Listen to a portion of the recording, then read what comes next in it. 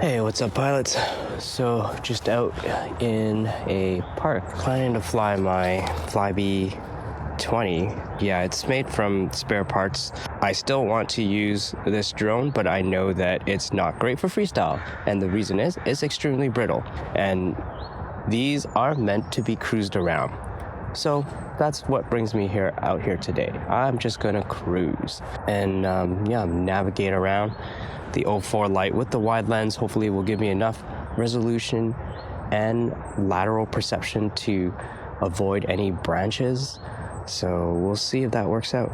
Also want to get more comfortable flying while talking. I'm not very good at juggling both. So this is just more practice in doing that. Launch control active. One video I wanted to make, and maybe it's that video here, at least I'll chat about it, is just how to stay in love with FPV, because I find, at least for me, usually if I get into some sort of hobby, maybe I'll go for half a year and then I'll drop it. But right now with FPV, I am still in it strong. Like, when I was on vacation, I really missed flying. It was all I could think about. And I had time to reflect on why that is, and why, or at least for others, how you could keep that passion going. So first up is that FPV is multidisciplinary. So if you have ADHD like me, then you might want to bounce around doing different things. And FPV itself, or this hobby, encompasses so many different aspects. So you have wanting to learn, how to fly to begin with. That starts with the sim and continues with the sim, but there's just that mastery over the skill aspect of it and using the controls. Then you have the actual technical side of it, right? Like building the drones itself. So if you push hard and fly the way we do, or you're into long range and you actually need to start tinkering and building stuff out or fixing things. So there's that whole side of it, and you can get even deeper on that side, right? And look into the physics and the electronic side of it and learn that aspect. So there's just so many different angles that allows you to jump topic to topic. And for me, that's a huge boon in this hobby. Oh God, why am I facing the sun? What did I tell myself? Okay, let's turn around. Okay, no. Oh, I think I clipped it. So yeah, being multidisciplinary, that has been opening yourself to explore those different aspects, then that's what you got to do. Oh, I have someone there. I hope I'm not bugging them.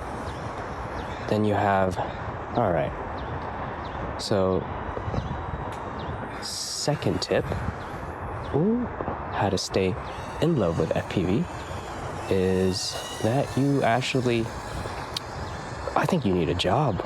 You need to have a healthy budget for discretionary spending, because this hobby will drain your funds. You crash, you want, to jump up to the next class of parts, even just getting started, you need $200 to $500, right? Depending on how low you want to go or how high you want to go with the quality of the video and the controls itself. So you really need a healthy budget, because I have seen a lot of folks who, if you limit that spending, you can't really go balls to the wall and get maximum enjoyment out of the hobby. And maybe you can, there's people who are probably happy just cruising along and capturing footage via analog, and just it's the joy of flight, which is great. But to stay in love with it, I think you have to keep pushing. So you can only do that if you have the money to keep flying. And like my last tip is to journal that journey that you have with FPV. And that's kind of what I'm doing here with my channel. Just trying to, oh fuck, there's the sun again. Trying to improve.